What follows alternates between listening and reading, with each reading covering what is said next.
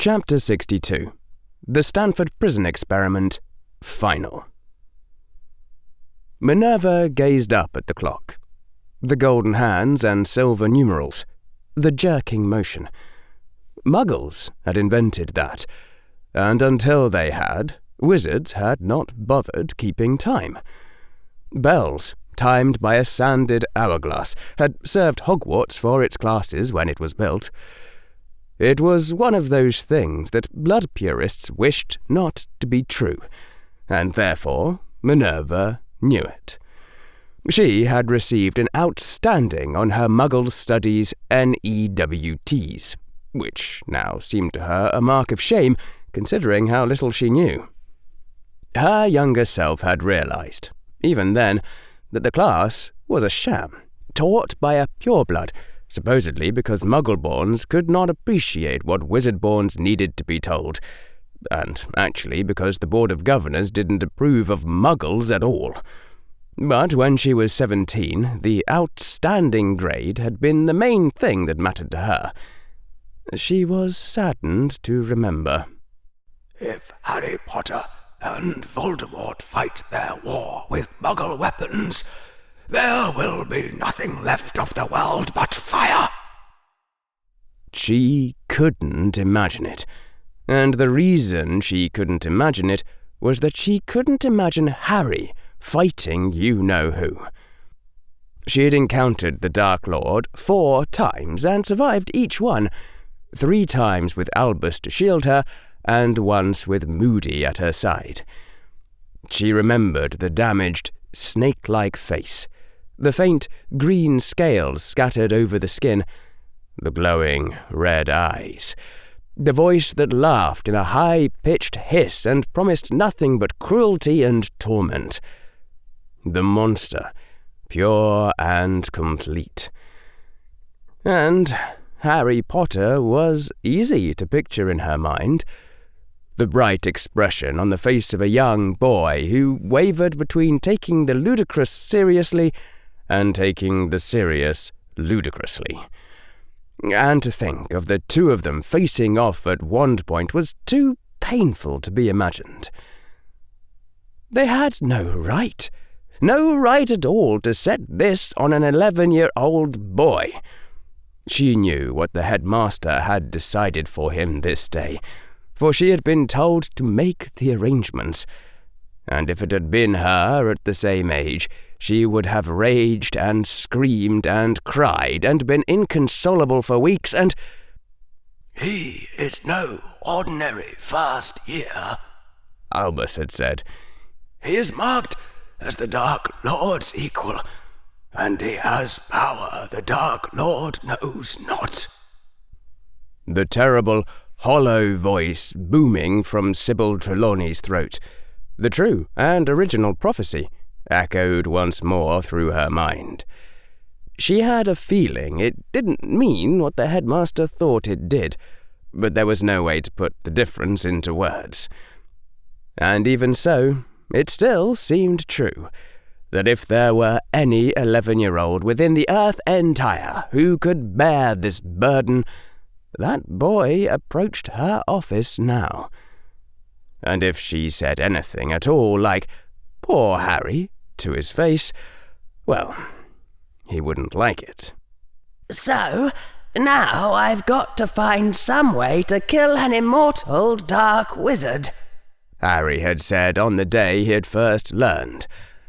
"I really wish you'd told me that before I started shopping." She had been head of House Gryffindor for long enough.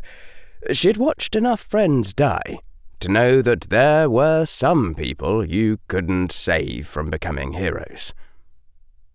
There came a knock at the door, and Professor McGonagall said, "Enter."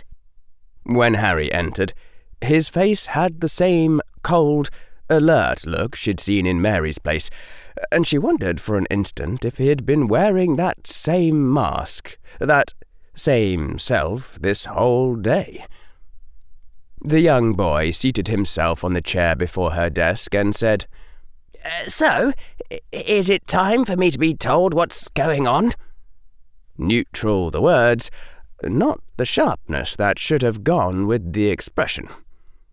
Professor McGonagall's eyes rose in surprise before she could stop them, and she said, "The headmaster told you nothing, Mr. Potter?" The boy shook his head. "Only that he had received a warning that I might be in danger, but I was safe now." Minerva was having trouble meeting his gaze. How could they do this to him? How could they lay this upon an 11-year-old boy? This war, this destiny, this prophecy, and they didn't even trust him. She forced herself to look at Harry directly, and saw that his green eyes were calm as they rested on her. "Professor McGonagall," the boy said quietly. "Mr. Potter?" said Professor McGonagall. "I'm afraid it's not my place to explain, but if after this the headmaster still does not tell you anything, you may come back to me and I will go yell at him for you." The boy's eyes widened, something of the real Harry showing through the crack before the cool mask was set back in place. "In any case," Professor McGonagall said briskly, "I'm sorry for the inconvenience, Mr. Potter, but I need to ask you to use your time turner to go back 6 hours to 3 o'clock and give the following message to Professor Flitwick. Silver on the tree. Ask the professor to note down the time at which you gave him that message. Afterward, the headmaster wishes to meet with you at your convenience." There was a pause. Then the boy said, "Am I suspected of misusing my time turner, then?" "Not by me," Professor McGonagall said hastily. "I am sorry for the inconvenience, Mr. Potter." There was another pause, and then the young boy shrugged. "It'll play hob with my sleep schedule, but I suppose it can't be helped. Please let the house elves know that if I ask for an early breakfast at, say, 3 a.m. tomorrow morning, I'm to receive it." "Of course, Mr. Potter," she said. "Thank you for understanding." The boy rose up from his chair and gave her a formal nod, then slipped out the door with his hand already going under his shirt to where his time-turner waited, and she almost called out, "Harry!" Only she wouldn't have known what to say after. Instead, she waited, her eyes on the clock. How long did she need to wait for Harry Potter to go back in time? She didn't need to wait at all, actually. If he had done it, then it had already happened. Minerva knew, then, that she was delaying because she was nervous, and the realization saddened her. Mischief? Yes. Unspeakable, unthinkable mischief, with all the prudence and foresight of a falling rock. She didn't know how the boy had tricked the hat into not sorting him into Gryffindor, where he obviously belonged, but nothing dark or harmful. Not ever. Beneath that mischief, his goodness ran as deep and as true as the Weasley twins, though not even the Cruciatus curse could have gotten her to say that out loud. "Expecto Patronum," she said, and then, "Go to Professor Flitwick and bear back his reply after you ask him this. Did Mr. Potter give you a message from me? What was that message, and when did you receive it?" 1 hour earlier, having used the last remaining spin of his time-turner, after putting on the cloak of invisibility, Harry tucked the hourglass back into his shirt. And he set out toward the Slytherin dungeons, striding as quickly as his invisible legs could manage, though not running. Thankfully, the deputy headmistress's office was already on a lower floor of Hogwarts.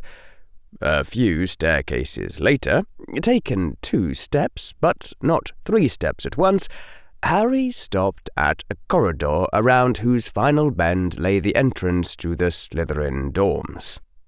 Harry took a piece of parchment, not paper, out of his pouch, took a quotes quill, not pen, out of his pouch, and told the quill, "Write these letters exactly as I say them. Z-P-G, B-S-Y, space, F-V-Y, I-R-E-B-A-G-U-R-G-E-R-R. There are 2 kinds of codes in cryptography. Codes that stopped your little brother from reading your message, and codes that stopped major governments from reading your message. And this was the first kind of code. But it was better than nothing. In theory, no one should read it anyway, but even if they did, they wouldn't remember anything interesting unless they did cryptography first. Harry then put that parchment in a parchment envelope, and with his wand melted a little green wax to seal it. In principle, of course, Harry could have done all that hours earlier, but somehow waiting until after he heard the message from Professor McGonagall's own lips seemed less like messing with time. Harry then put that envelope inside another envelope, which already contained another sheet of paper with other instructions and 5 silver sickles. He closed that envelope, which already had a name written on the outside, sealed it with more green wax, and pressed a final sickle into that seal. Then Harry put that envelope into the very last envelope on which was written in large letters the name Mary Tavington. And Harry peeked around the bend to where the scowling portrait that served as the door to the Slytherin dorms waited, and as he did not wish the portrait to recall not seeing anyone invisible, Harry used the hover charm to float the envelope to the scowling man and tap it against him. The scowling man looked down at the envelope, peering at it through a monocle, and sighed, and turned around to face toward the inside of the Slytherin dorms and called, "Message for Mary Tavington." The envelope was then allowed to fall to the floor. A few moments later, the portrait door opened, and Mary snatched up the envelope from the floor. She would open it up and find a sickle and an envelope addressed to a 4th-year student named Margaret Bulstrode. Slytherins did this sort of thing all the time, and a sickle definitely constituted a rush order. Margaret would open her envelope and find 5 sickles along with an envelope to be dropped off in an unused classroom. After she used her time turner to go back 5 hours, whereupon she would find another 5 sickles waiting for her, if she got there quickly. And an invisible Harry Potter would be waiting in that classroom from 3 p.m. to 3:30, just in case someone tried the obvious test. Well, it had been obvious to Professor Quirrell anyway. It had also been obvious to Professor Quirrell that A. Margaret Bulstrode had a time turner, and B. she wasn't very strict about how she used it, e.g., telling her younger sister really good pieces of gossip before anyone else had heard. Some of the tension leaked off Harry as he strode away from the portrait door, still invisible.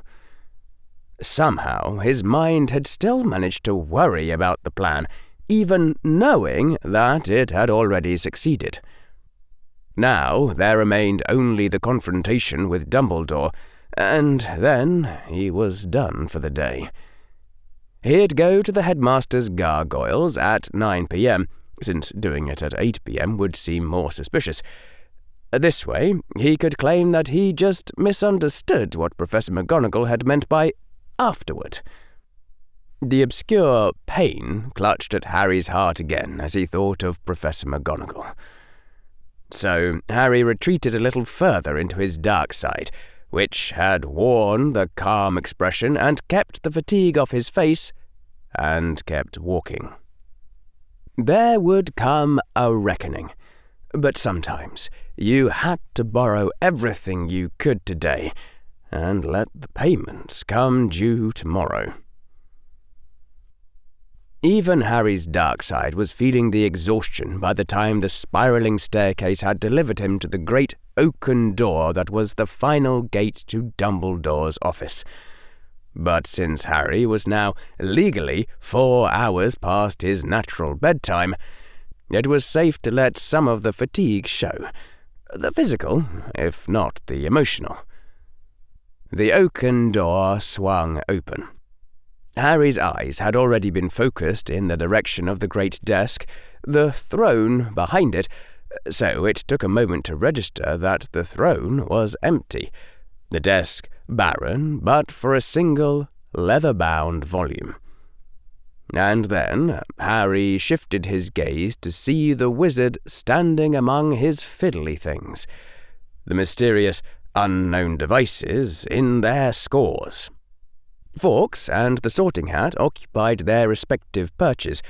A bright, cheerful blaze crackled in a nook that Harry had not before realized was a fireplace, and there were the 2 umbrellas and 3 red slippers for left feet, all things in their place and in their customary appearance, except the old wizard himself, standing tall and dressed in robes of the most formal black.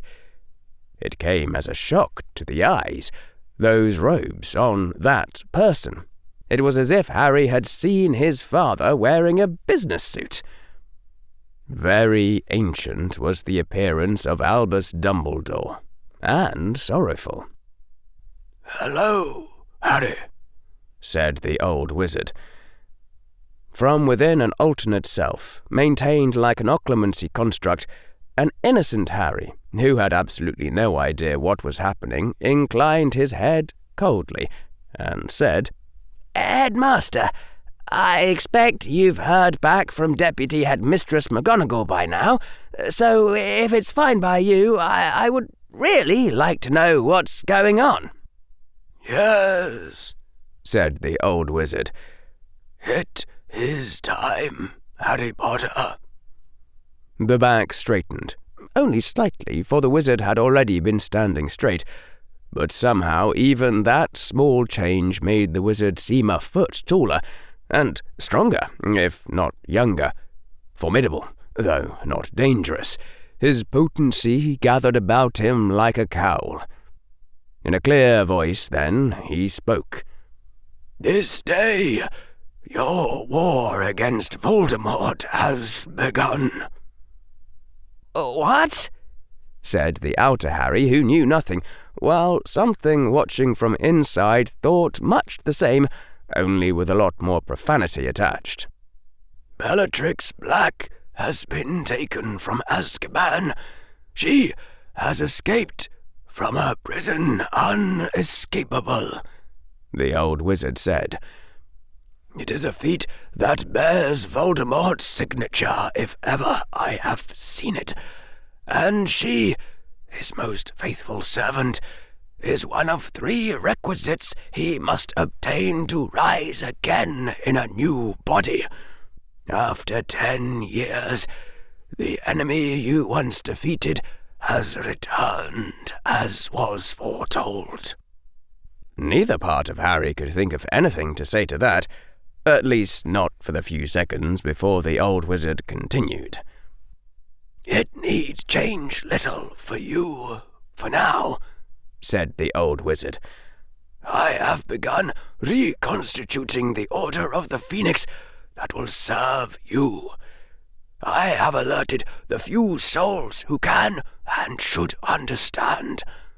Amelia Bones, Alistair Moody, Bartimus Crouch, certain others. Of the prophecy, yes, there is a prophecy. I have not told them, but they know that Voldemort is returned, and they know that you are to play some vital role. They and I shall fight your war in its lesser beginnings, while you grow stronger and perhaps wiser here at Hogwarts." The old wizard's hand came up, as though beseeching. "So, to you, for now, there is but one change, and I implore you to understand its necessity. Do you recognize the book on my desk, Harry?" The inner part of Harry was screaming and banging its head against imaginary walls, while the outer Harry turned and stared at what proved to be... There was a rather long pause. Then Harry said, "It's a copy of The Lord of the Rings by J.R.R. Tolkien." "You recognized a quote from that book," said Dumbledore, an intent look in his eyes. "So I assume you remember it well. If I am mistaken, let me be corrected." Harry just stared at him. "It is important to understand," said Dumbledore, "that this book is not a realistic depiction of a wizarding war. John Tolkien never fought Voldemort. Your war will not be like the books you have read. Real life is not like stories. Do you understand, Harry?" Harry rather slowly nodded yes, and then shook his head no. "In particular," said Dumbledore, "there is a certain very foolish thing that Gandalf does in the first book. He makes many mistakes, does Tolkien's wizard, but this one error is the most unforgivable. That mistake is this. When Gandalf first suspected, even for a moment, that Frodo held the One Ring, he should have moved Frodo to Rivendell at once. He might have been embarrassed, that old wizard, if his suspicions had proven false. He might have found it awkward to so command Frodo, and Frodo would have been greatly inconvenienced, needing to set aside many other plans and pastimes. But a little embarrassment and awkwardness and inconvenience is as nothing compared to the loss of your whole war when the 9 Nazgul swoop down on the Shire while you're reading old scrolls in Minas Tirith and take the ring at once. And it is not Frodo alone who would have been hurt. All Middle-earth would have fallen into slavery. If it had not been only a story, Harry, they would have lost their war. Do you understand what I am saying?" said Harry. "Not exactly." There was something about Dumbledore when he was like this which made it hard to stay properly cold. His dark side had trouble with weird. "Then I will spell it out," said the old wizard. His voice was stern, his eyes were sad. "Frodo should have been moved to Rivendell at once by Gandalf himself, and Frodo should never have left Rivendell without guard. There should have been no Night of Terror in Bree, no Barrow Downs, no Weathertop where Frodo was wounded. They could have lost their entire war any of those times for Gandalf's folly. Do you understand now what I am saying to you, son of Michael and Petunia?" And the Harry who knew nothing did understand.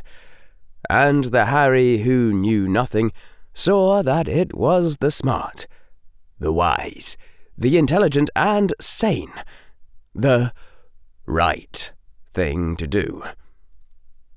And the Harry who knew nothing said just what an innocent Harry would have said, while the silent watcher screamed in confusion and agony.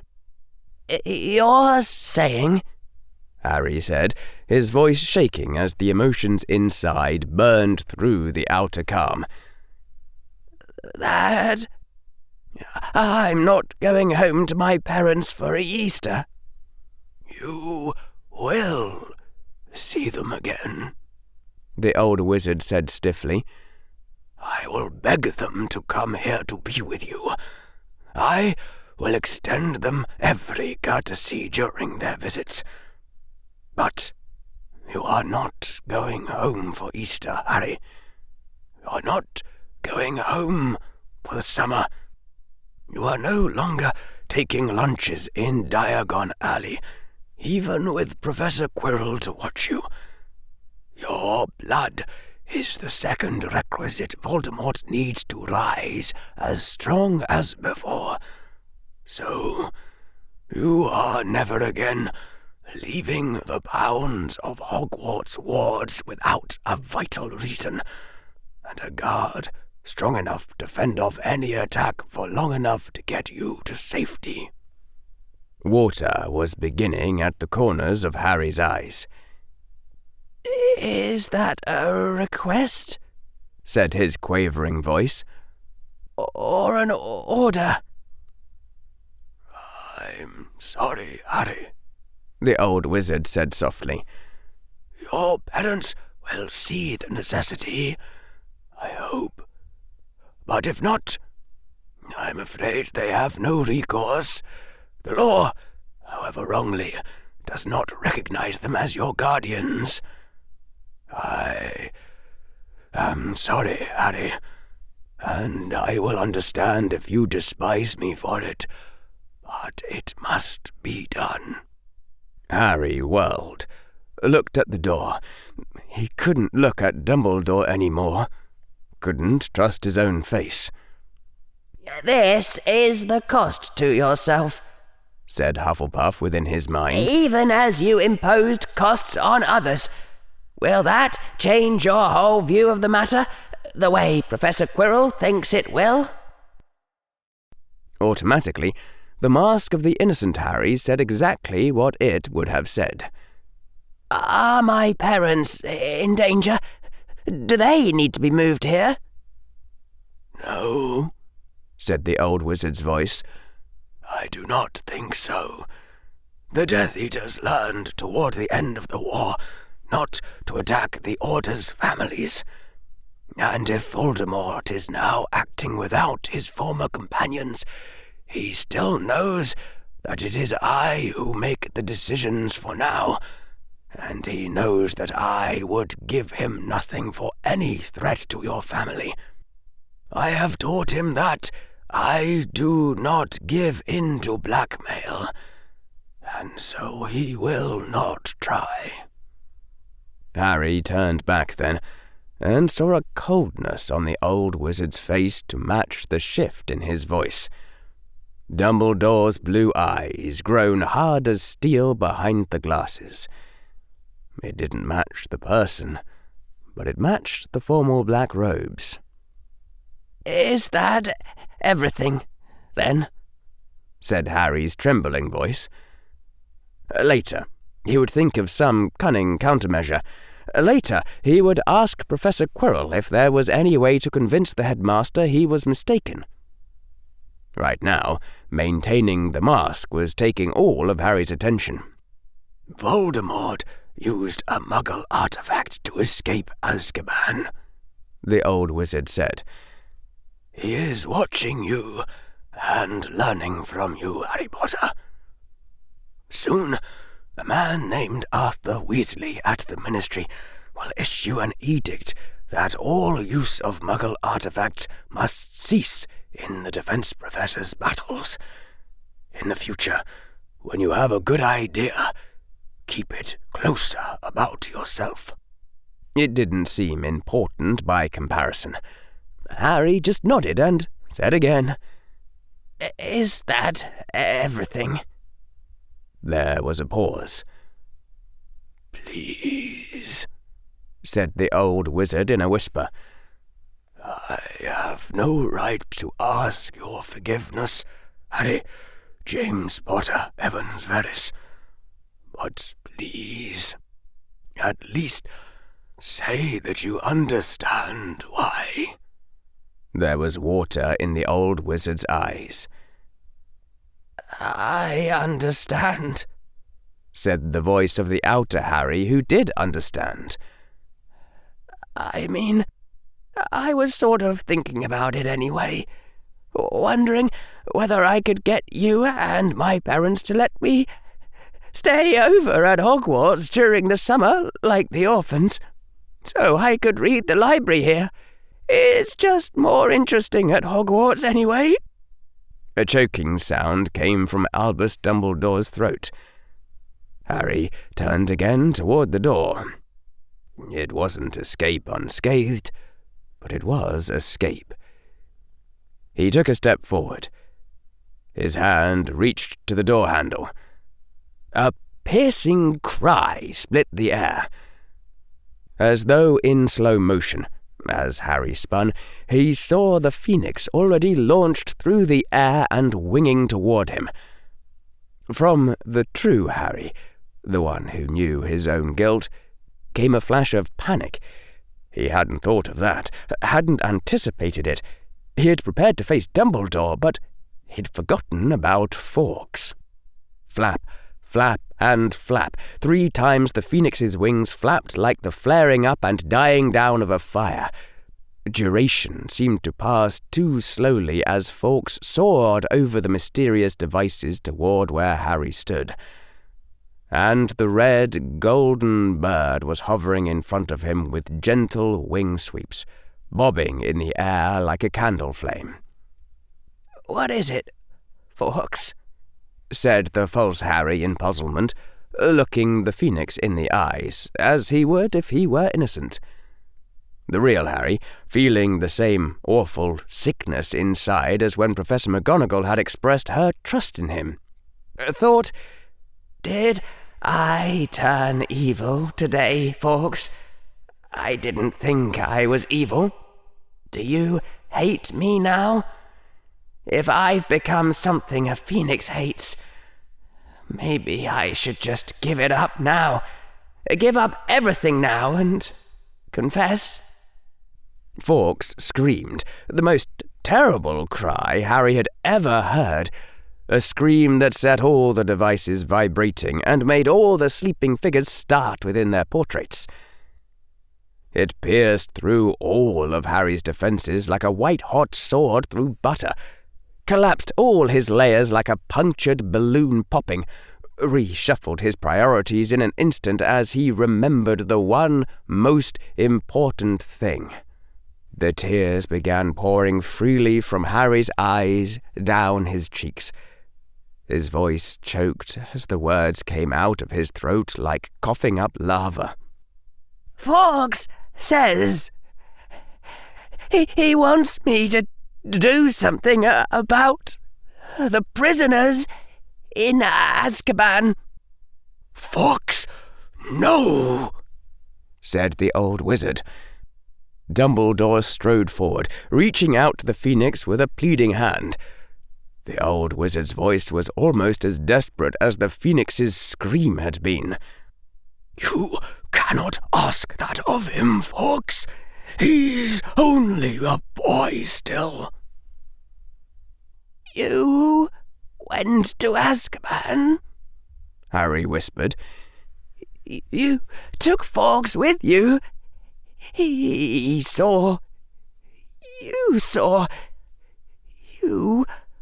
were there. You saw. Why didn't you do anything? Why didn't you let them out?" When the instruments stopped vibrating, Harry realized that Fawkes had screamed at the same time as his own scream, that the phoenix was now flying next to Harry and facing Dumbledore at his side, the red golden head level with his own. "Can you," whispered the old wizard, "can you truly hear the voice of the phoenix so clearly?" Harry was sobbing almost too hard to speak. For all the metal doors he'd passed, the voices he'd heard, the worst memories, the desperate begging as he walked away, all of it had burst into his mind like fire at the phoenix's scream. All the inner bulwarks smashed. Harry didn't know whether he could truly hear the voice of the phoenix so clearly, whether he would have understood Fawkes without already knowing.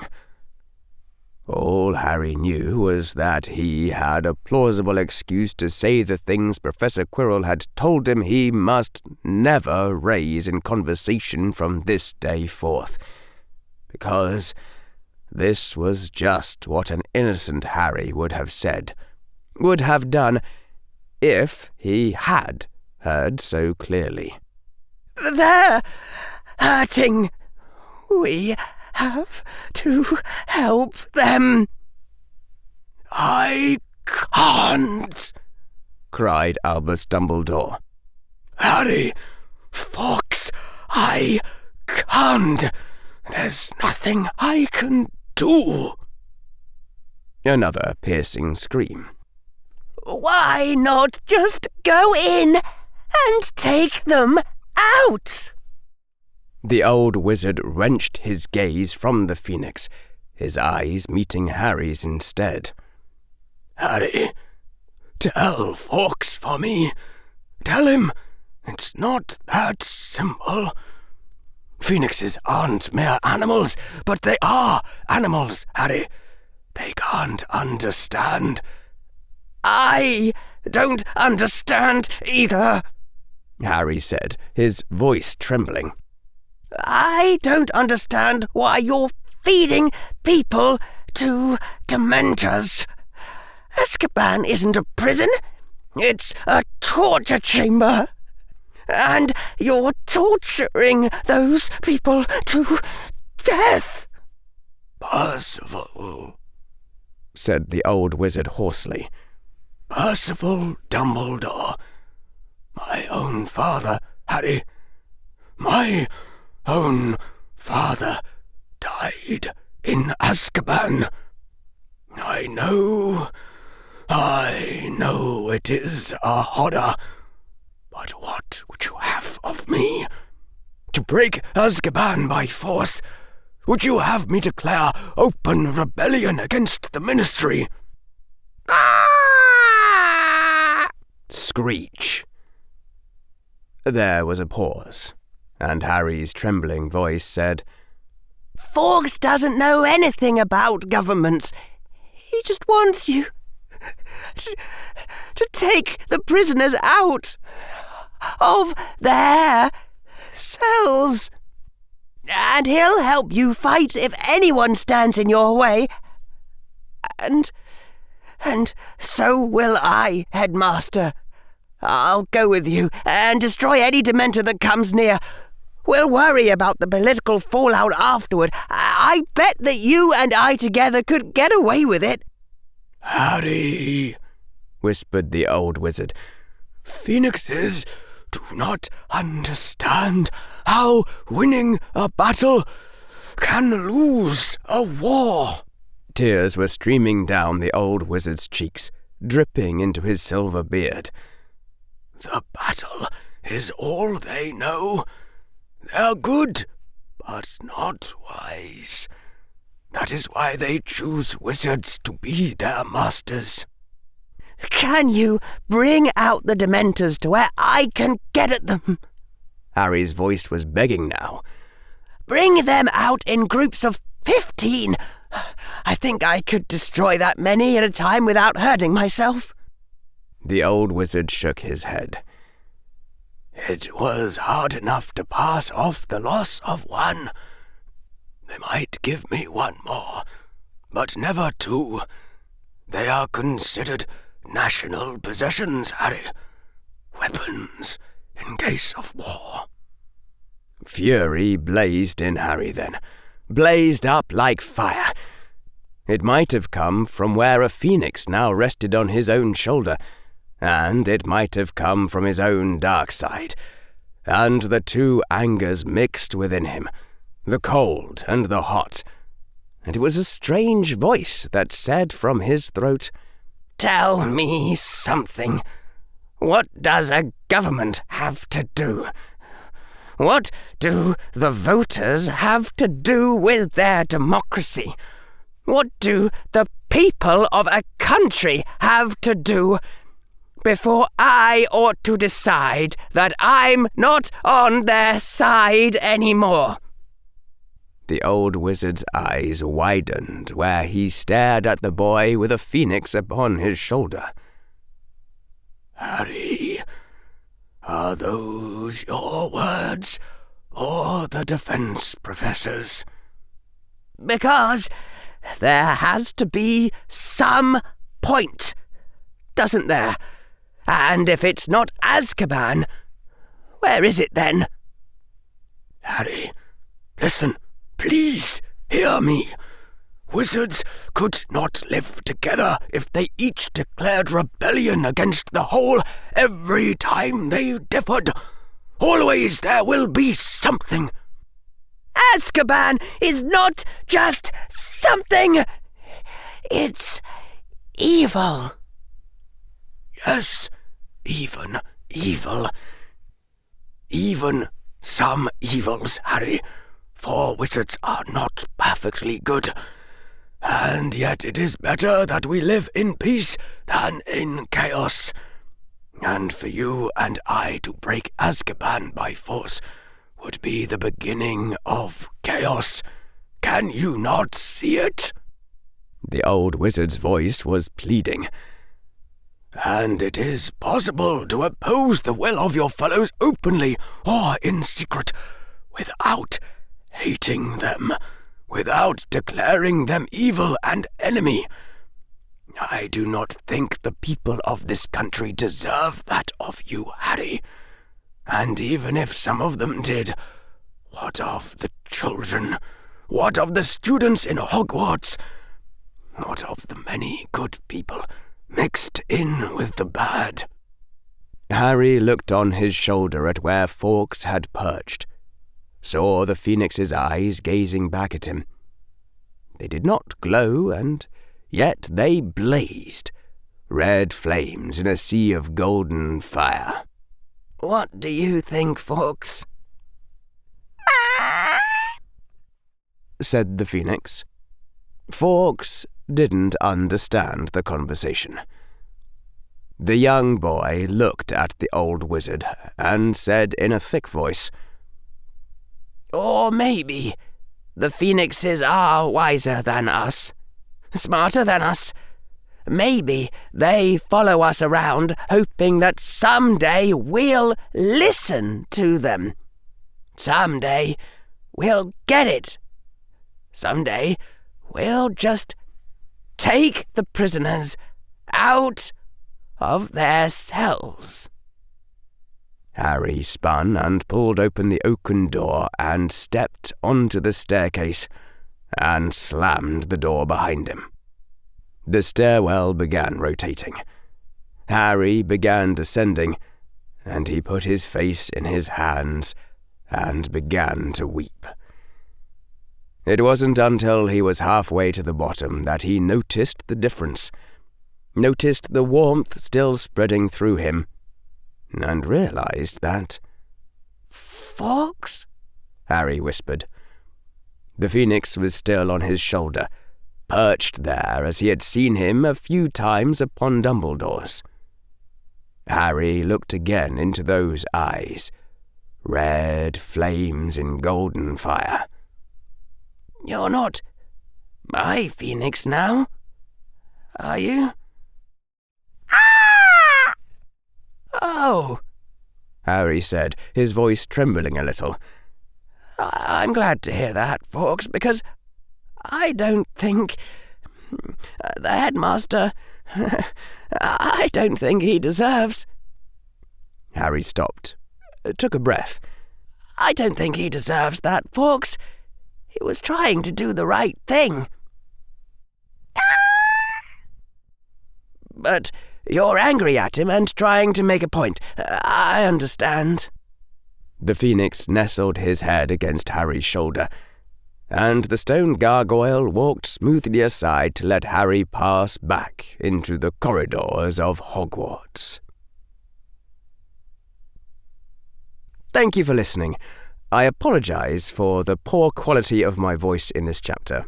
As I said at the end of the last chapter, I've been ill for quite a while, can't seem to get over it. I feel fine, just have a cough, and my voice is suffering. I thought I'd get this chapter out to you this week, partly because you deserve it, and also partly because I wanted to test my voice. I think it's still a bit rough. If you haven't reviewed the audiobook or joined the Discord, do it. Hopefully things will improve soon. I've got a lot of other deadlines that I have to meet, so something's going to have to happen. Mother of Learning Arc 4 has got to be narrated. It comes out in January sometime, so we got to do that. Tune in soon. Hopefully I can get another one done for Tuesday. We'll see. Lots of love. P.S. I will probably end up re-recording this chapter because it sounds rough, and, we've got to keep the consistency. P.S. I'm just doing the final edit on this chapter, and we literally just hit 500,000 downloads. Yeah! 500,000! That's pretty cool. Well done, everybody. Thank you so much. Let's keep going.